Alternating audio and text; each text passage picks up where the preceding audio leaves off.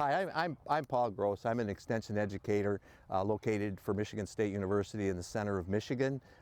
My primary areas of programming are cover crops, soil health. I've got a history working with row crops, field crop farmers, so kind of a broad background, but the soil health and cover crops have been my main focus for the last 10 years.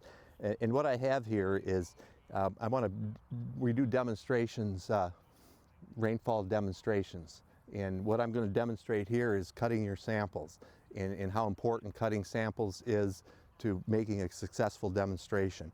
It's important to get a good sample for the rainfall simulator because your demonstration is only as good as the sample that you collect. Because if you have a sample that does not have good integrity, if it's compromised in any way, you really don't get a true indication of how water moves in that particular environment. So the sample is the key part of the demonstration to make it successful.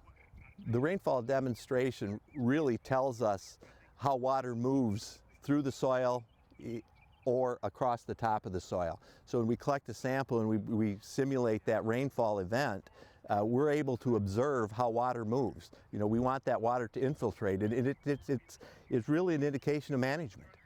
Management is a key part of how you manage that per soil, how you manage those surfaces. Really is it's really important on how water moves into that soil profile or across the soil profile. I think the important consideration is that you have a very level surface, because what we want to have in our samples, we want to have our samples that are completely level with the top of our sample, because if we have a sample that's unlevel, we can get pooling and ponding in this profile, and it really doesn't give us the demonstration that we're really looking for.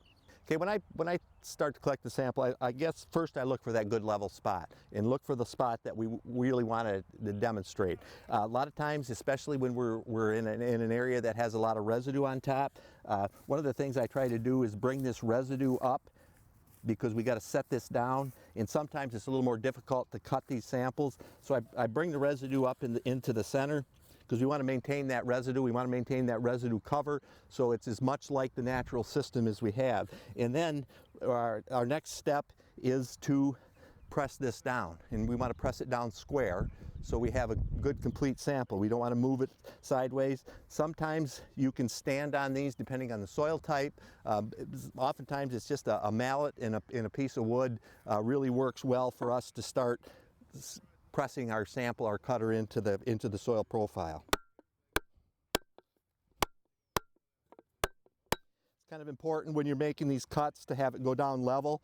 You don't want to have it going back and forth, because you affect the integrity of that sample inside that cutter box, because we don't want to have any open areas on the side so the water will flow outside. We want it to go through the soil profile, so we want to keep the integrity of that sample.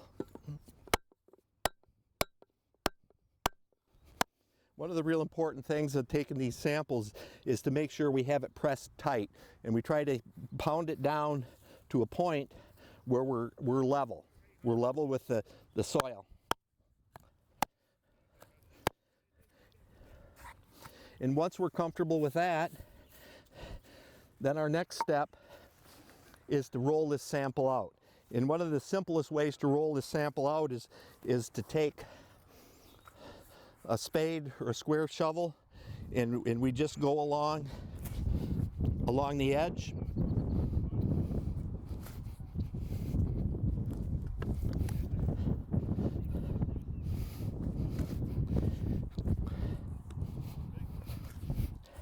And we trim back.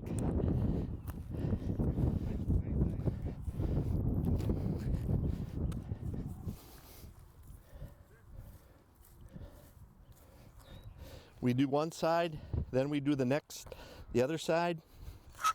It's real important not to bump this cutter any more than you have to, because we can affect the integrity of the sample.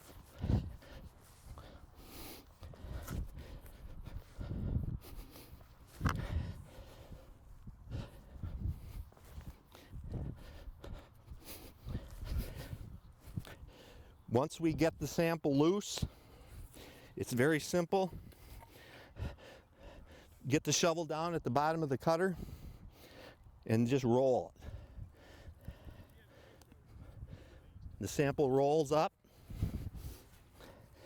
and depending on the soil type and texture, this is a clay or a heavy loamy soil. Those samples are much easier to get because they hold together better. But we're able to take these samples and just roll it up, and we have our sample. What's interesting about these samples is there's a lot of teaching opportunities actually here when we dig the sample. One of the most interesting parts of taking these samples is what we see when we turn these samples over.